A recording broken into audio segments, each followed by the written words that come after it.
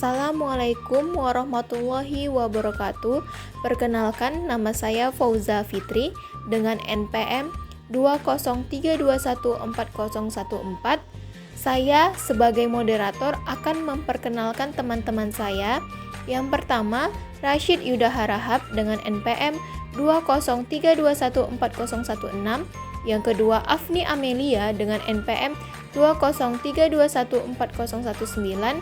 Dan yang ketiga, Rizka Wulandari dengan NPM 203214012. Yang keempat, Vivi Hairani Siregar dengan NPM 203214026. Yang kelima, Alfi Indah Zahara dengan NPM 203214018. Dan untuk selanjutnya, Tiza Divania Tanjung dengan NPM 173214170. Baiklah, saya akan menjelaskan mengenai pengertian aliran materialisme. Kata materialisme terdiri dari kata materi dan isme, dapat dipahami sebagai bahan, benda, atau segala sesuatu yang tampak.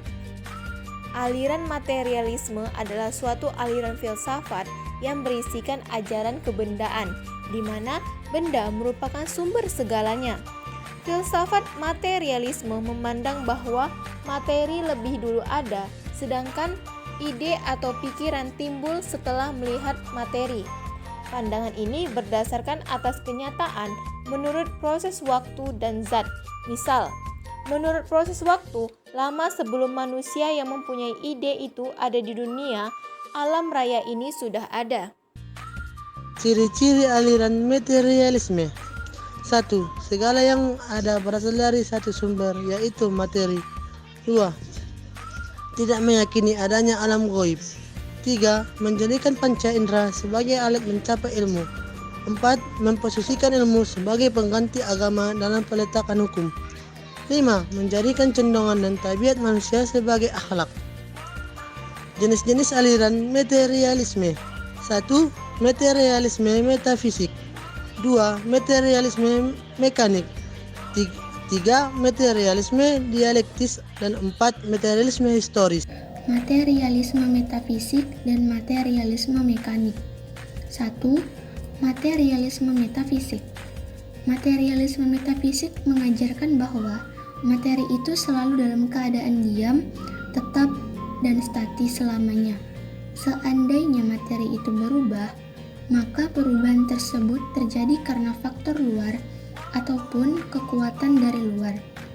Materialisme ini memandang dunia secara sepotong-sepotong atau di kotak-kotak, tidak menyeluruh dan statis. Misalnya, sekali maling tetaplah maling. Memandang orang tersebut yang sudah ditakdirkan dan tidak bisa berubah. 2. Materialisme mekanik. Materialisme mekanik adalah aliran filsafat yang pandangannya materialis sedangkan metodenya mekanis. Aliran ini mengajarkan bahwa materi itu selalu dalam keadaan gerak dan berubah. Gerakannya itu adalah gerakan yang mekanis, artinya gerakan yang tetap selamanya atau gerakan yang berulang-ulang, seperti mesin yang tanpa perkembangan atau peningkatan secara kualitatif. Materialisme dialektis. Materialisme dialektis adalah aliran filsafat yang bersandar pada meter atau benda dan metodenya dialektis. Aliran ini mengajarkan bahwa materi itu mempunyai keterhubungan satu dengan lainnya, saling mempengaruhi dan saling bergantung dengan lainnya. Contohnya, habis gelap timbullah terang. Pikiran ini menunjukkan bahwa dunia dan kehidupan senantiasa berkembang.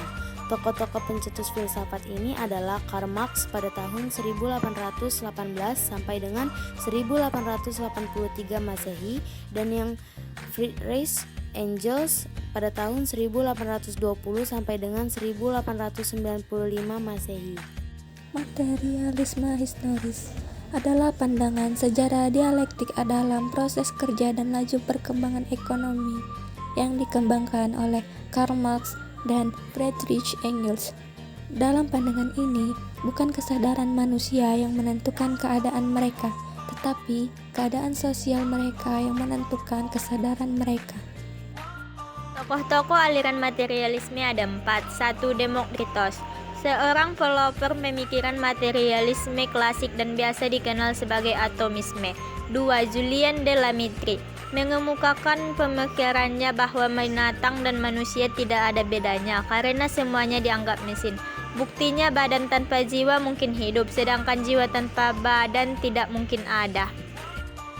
Yang ketiga ada Ludwig Feuerbach. Menurutnya, sesuatu yang ada hanyalah materi.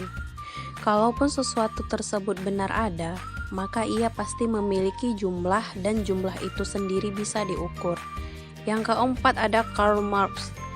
Ia memberikan suatu pandangan bahwa kenyataan yang ada adalah dunia materi dan di dalam suatu susunan kehidupan yaitu masyarakat, dalam muatannya terdapat berupa kesadaran-kesadaran yang menumbuhkan ide serta teori serta pandangan yang semuanya adalah gambaran yang nyata. Sekian presentasi dari kelompok 2, lebih dan kurang mohon maaf. Kami ucapkan terima kasih.